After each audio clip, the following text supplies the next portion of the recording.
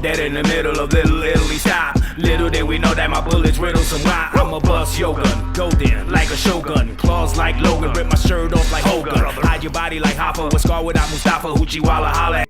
Why don't you go ahead and introduce yourself?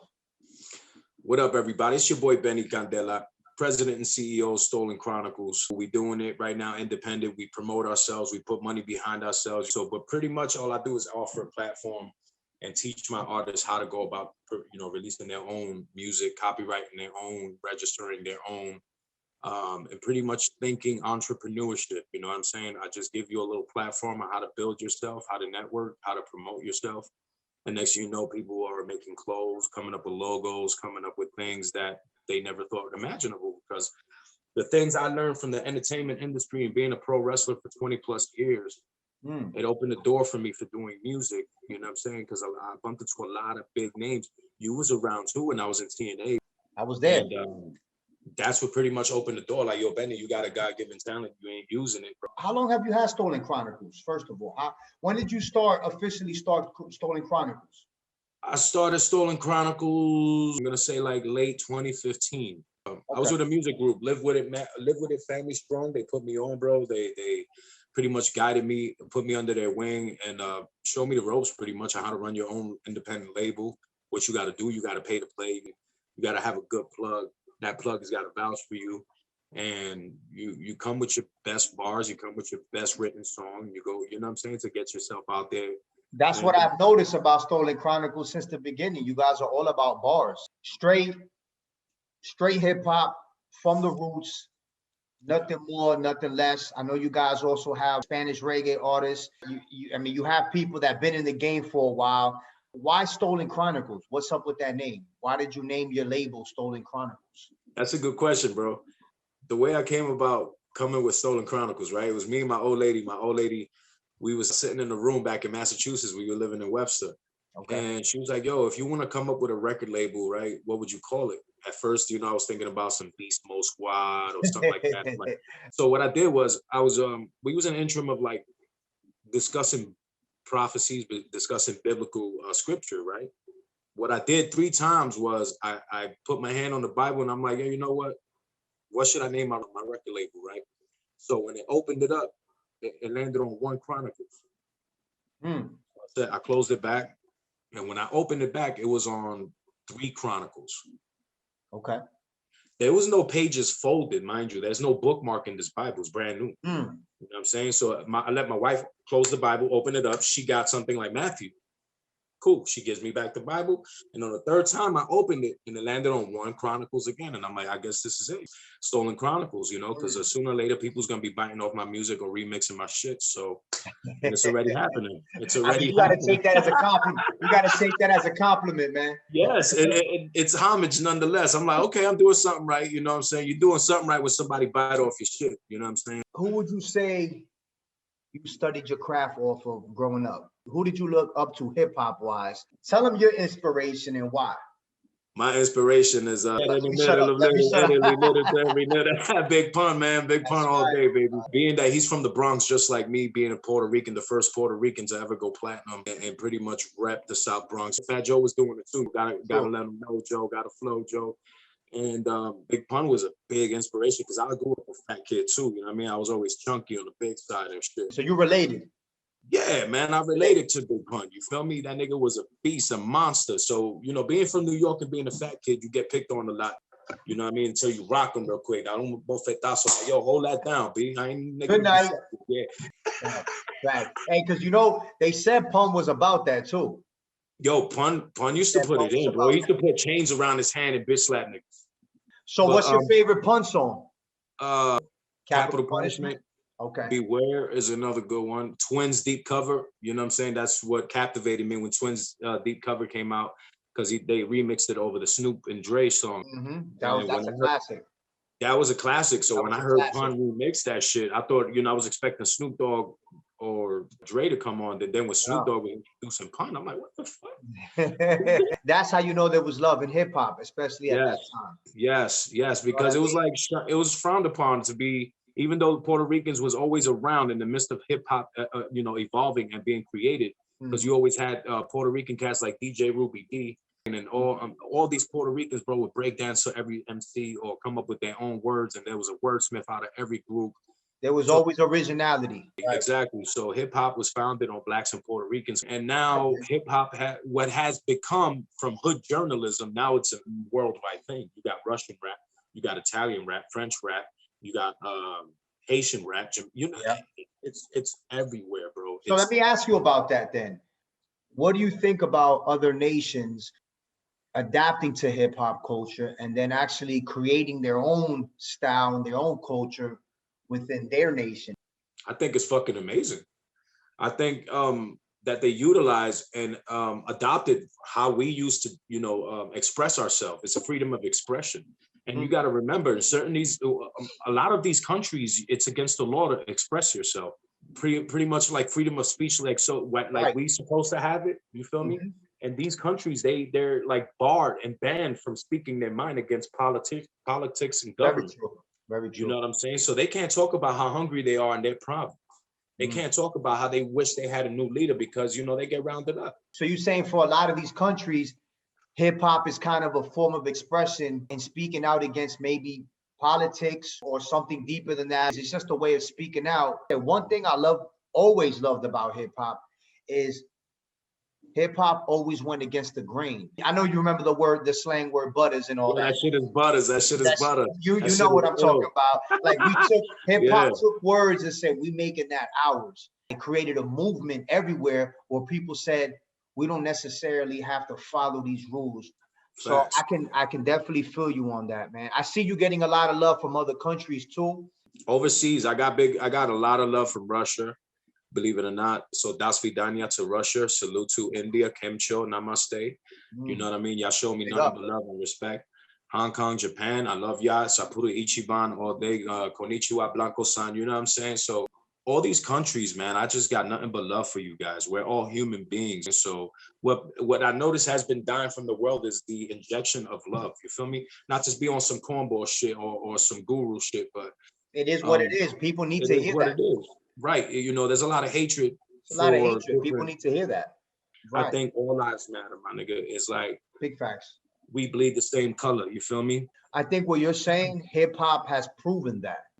When the system tries to bring rage amongst us, the people, you do have things like hip hop that says, bro, this is a multicultural thing. Because on this side, Chinese people rapping, white people rapping, black people rapping, the list goes on. The list goes on with hip hop. You said earlier you're from the Bronx. So if you could just tell me where you from, number one. I know we said it, but just give people a direct vision of exactly where you from. 179 of Webster, Tremont Avenue. I grew up on 2037 Webster Avenue. I went to 163 elementary school. Then I moved to Edenwald Projects. So Edenwald 229 Laconia, stand up. You heard? Bronx, New York all day. Then when I was a teenager, my mom's moved to Spanish Harlem, 106 Park and Madison Carver Projects. So that's where I got with cats who was real good at rapping and shit. And they pretty much helped me home into my skills. We used to go out on the rooftop smoking blunts. But at the time, I was just an observer. So they helped me develop my own flavor. And that's when I met you, 2005, 2006. I've known my man Candela for a long time, man. That's what we had a group hip-hop wise called The Cause, and we put in a lot of work. But at the same time, we were a bunch of knuckleheads. So, we just that's another subject. That might be another subject. That might be in a book one day or something, man. We might have to write a book. In New York City, you just feel like a small ant in the ant farm. You feel me? You're trying to overshine 1,000 or 1,000,000 people, and it's impossible. Because these days, right now, everybody got talent. Everybody's a dancer, MC, a singer, R&B singer, a rapper. Everybody can rap these days. Come on, tell me not. I pretty much stopped listening to radio. I stopped listening to music.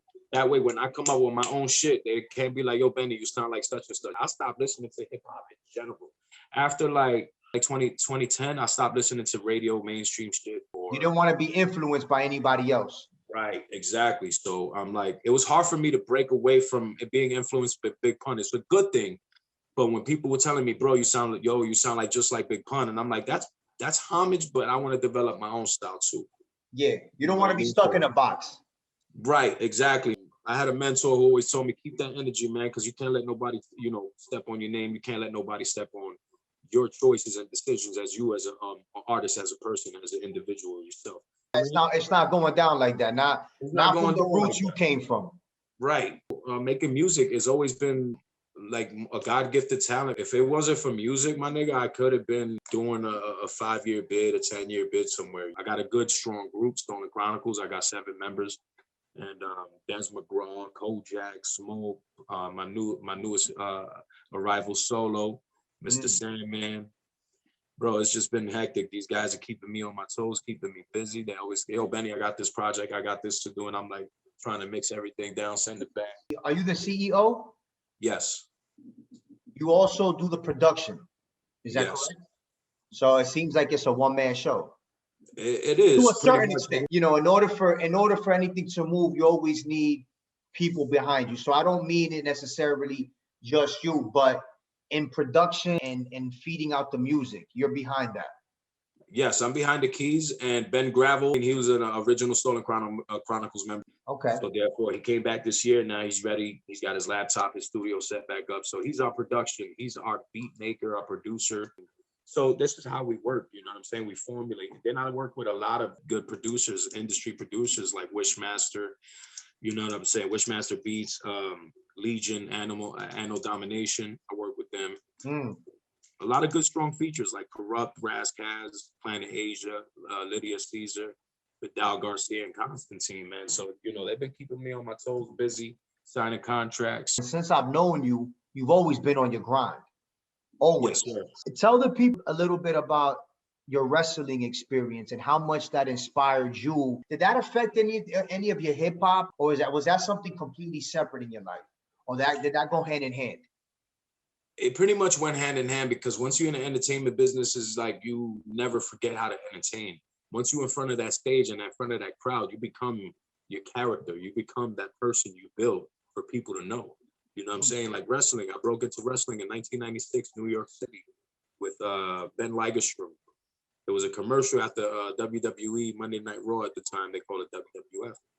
And it was like, if you want to be a wrestler, manager, valet. I was the youngest kid besides another kid called Paul Coletti to show up with a forged parent signature. You know what I'm saying? That like that they give you permission to do, you know, fucked up shit. You know what I'm saying? So I skipped school. I was in the 8th grade. I skipped school, hopped on the train, went all the way down to Columbus Circle on 59th Street.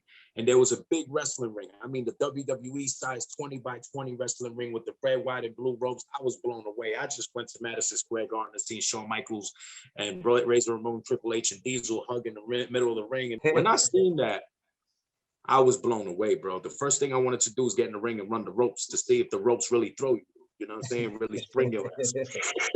You know what I'm saying? So that was my first experience. And when I got in there, everybody was a grown man. And everybody looked at me like, you sure you got what it takes, kid? And I'm like, I don't know. I don't know until I try. Yeah. And then I want to say briefly, 5-6 months, I was already the top student there. And Fox 5 News came and the reporter got in the ring with me, and I blew everybody away, bro. And that's when I met Stone Cold Steve Austin, and pretty much my career took off after I went to the Doghouse.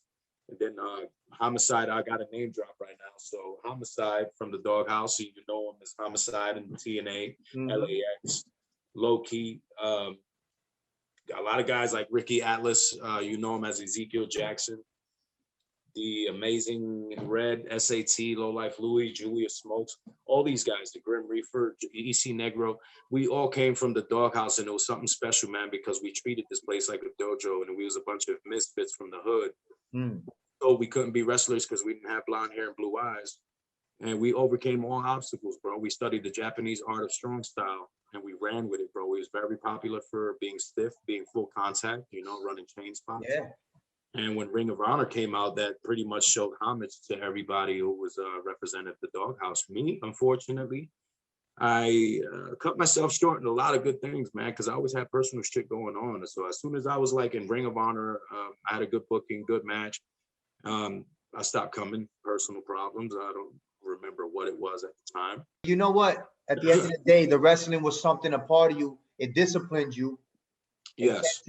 It kept, whether what happened at the end, I'm pretty sure, and me knowing you for such a long time, it kept you balanced where you needed to be.